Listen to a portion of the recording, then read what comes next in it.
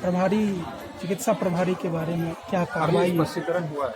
यही बस कार्रवाई के बारे में। आज आप हॉस्पिटल का निरीक्षण किए हैं, क्या देखे हैं, क्या निर्देश दिए हैं, कहाँ सुधार की आवश्यकता है? देखिए, राज्य सरकार ने जो निर्णय लिया है उसमें ये देखा गया था कि सभी अस्पतालों में मे आई हेल्प यू डेस्क जो है पूरी तरीके से सुचारू रूप से नहीं चल पा रहा था, और जो भी आगंतुक हैं, जो रोगी हैं, कई बार उनको जानकारी नहीं रहती है कि कहाँ पे अपने पेशेंट को लेके जाना है, किस जगह किस चीज़ के लिए संपर्क करना है। हमारे यहाँ जीविका को ये दायित्व राज्य सरकार की तरफ से दिया गया है कि सभी सदर अस्पतालों में जीविका को स्वास्थ्य मित्र की तरह ट्रेन किया गया। एम्स पटना में 2 दिवसीय ट्रेनिंग था, वहाँ से जो दीदियाँ प्रशिक्षण लेके आई, आज उस कार्यक्रम का यहाँ पर शुभारंभ हुआ है। जीविका का जो काउंटर है मेयर डेस्क, और अपेक्षा यही है कि आने वाले दिनों में जो पेशेंट्स आएंगे उनको उचित सलाह परामर्श, चिकित्सीय नहीं लेकिन अस्पताल के अंदर कहाँ पे किस चीज़ में कहाँ पे उनको जाना चाहिए, किस चीज़ के लिए उनको किससे संपर्क करना होगा, ये सारी जानकारी वो दे पाएंगे, ताकि जो रोगी के साथ आगंतुक आए हैं, जो उनके परिजन आए हैं, उनको सुचारू रूप से सारी जानकारी मिल सके और समय उनका व्यर्थ नहीं हो। आज इसकी शुरुआत हुई, अब ये देखना इम्पोर्टेंट होगा कि इसका क्रियान्वयन ठीक से हो, ताकि अधिक से अधिक लोगों को इसकी जानकारी हो सके कि ऐसी एक सुविधा है। तो हम लोगों ने जो मुख्य प्रवेश है वहीं पर ही इस काउंटर को चालू किया है। अपेक्षा है कि जो अपेक्षित रिजल्ट्स हैं इसके माध्यम से प्राप्त हों।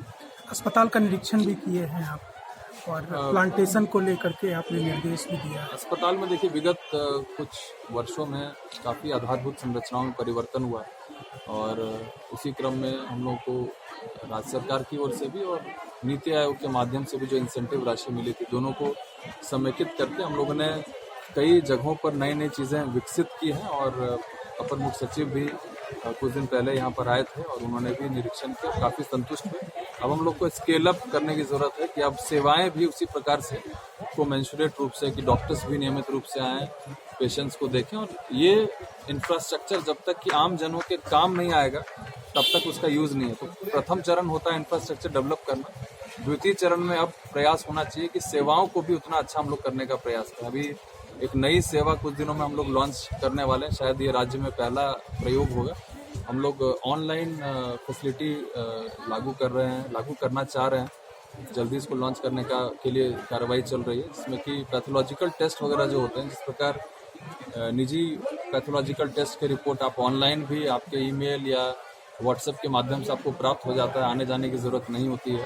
QR कोड स्कैन करके भी आप अपना रिजल्ट जान सकते हैं। इसके लिए नहीं तो अदरवाइज कई बार यहाँ पे लोग आते हैं, भटकते हैं, उनका उस दिन रिपोर्ट तैयार नहीं होता तो फिर से आने की ज़रूरत पड़ती है।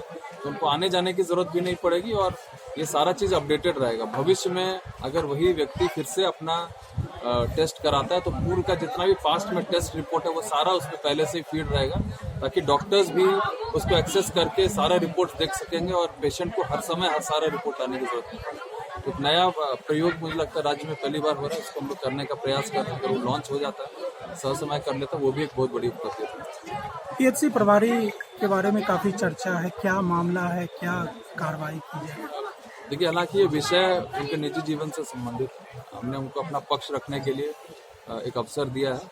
सिविल सर्जन ने उनको अपना पक्ष रखने के लिए एक पत्र दिया है, जो उत्तर प्राप्त होता है उसके आलोक में अग्रतर कार्रवाई। क्या सूचिता एक सरकारी अधिकारी को के लिए ये उसी आधार पे ही उनका पक्ष रखने के लिए कहा गया, अदरवाइज निजी जीवन तो हर व्यक्ति का होता है। और मेरी आप लोगों से अनुरोध है कि निजी जीवन संबंधी अगर कोई छाया चित्र या वीडियो कहीं पर अगर वायरल हो भी गए हैं तो उसको कृपया प्रचारित ना करें, क्योंकि निजता का हनन भी उससे होता है। और जो कार्रवाई इसमें की जानी अगर अपेक्षित है, निश्चित रूप से हम लोग उसके लिए सजग हैं, निश्चित रूप से।